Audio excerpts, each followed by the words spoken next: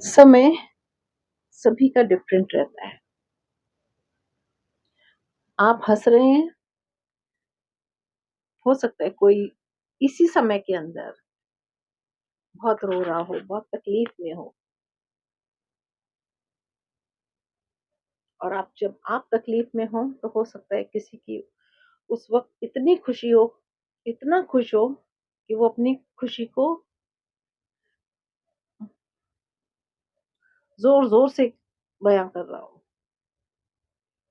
तो कहना मैं ये चाहती हूँ, कुछ नई बात नहीं कर रही हूँ, समय बहुत बलवान होता है और समय से हमेशा डर के रहना चाहिए। अक्सर लोग डरते नहीं हैं, कह जाते हैं।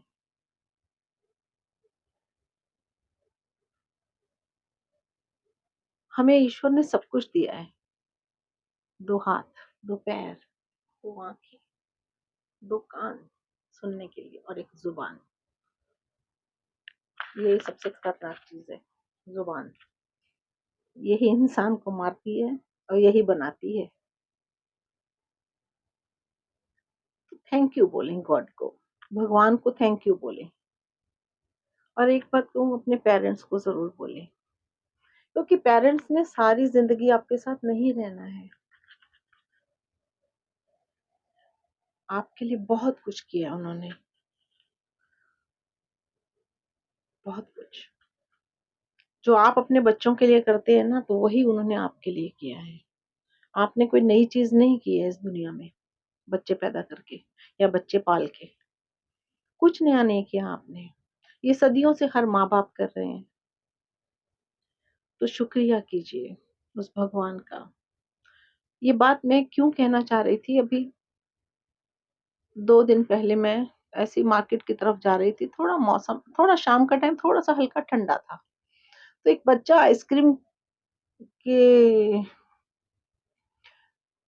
क्या बोलते हैं, आइसक्रीम वाले के पास खड़ा हुआ, बहुत ज़ोर-ज़ोर से जंप कर रहा था, बहुत खुश था। ही वाज़ लाइक, मतलब चिल्ला रहा था कह दो। माँ भी खड़ी थी उसकी।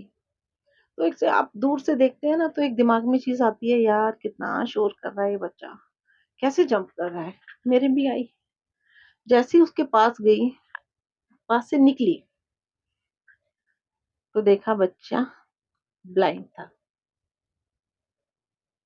वो आस-पास के ट्रैफिक के शोर को और थोड़ी-सी ठंडी हवा थी, तो उसको फ़ील करके वो खुश हो रहा था। मुझे बहुत तकलीफ़ हुई कि मैंने ऐसा सोचा ही क्यों? और मैं ऐसा सोच भी कैसे सकती थी? सोच भी कैसे सकती हूँ? मेरी नेचर ही नहीं है ये, लेकिन मेरे मन में ये बात, मेरे दिमाग में आई कैसे? मैंने उस बच्चे के सर पे हाथ रखा, अ, हग किया, एक बहुत प्यारा-सा, एंड आई सेड, मेरा बच्चा, आई एम सॉरी।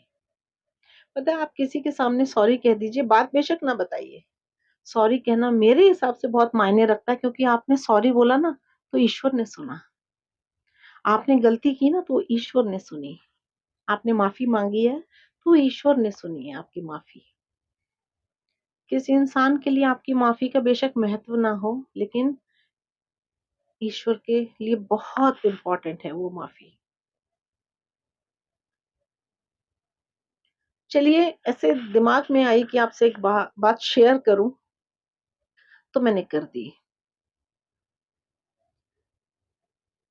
कहना यही चाह रही हूँ। अब आप बोलेंगे इसमें क्या, क्या आप कहना क्या चाह रही हो? तो कहना ये चाह रही हूँ कि हमेशा ईश्वर का थैंक यू करें, कि ईश्वर ने आपको सब कुछ दिया, उसके बदले वो, कुछ लोग बोलते हैं ना, शुकराना कीजिए। तो आप भी शुक्रिया अदा कीजिए ईश्वर का, अपने माँ-बाप का, क्योंकि समय हमेशा एक सा नहीं रहता है। अच्छा है तो बुरा भी आएगा, और बुरा है तो अच्छा भी आएगा। कोई भी एक समय टिक कर नहीं रहता है। अच्छा है तो इतराइएगा नहीं, और बुरा है तो घबराइएगा नहीं। चलिए,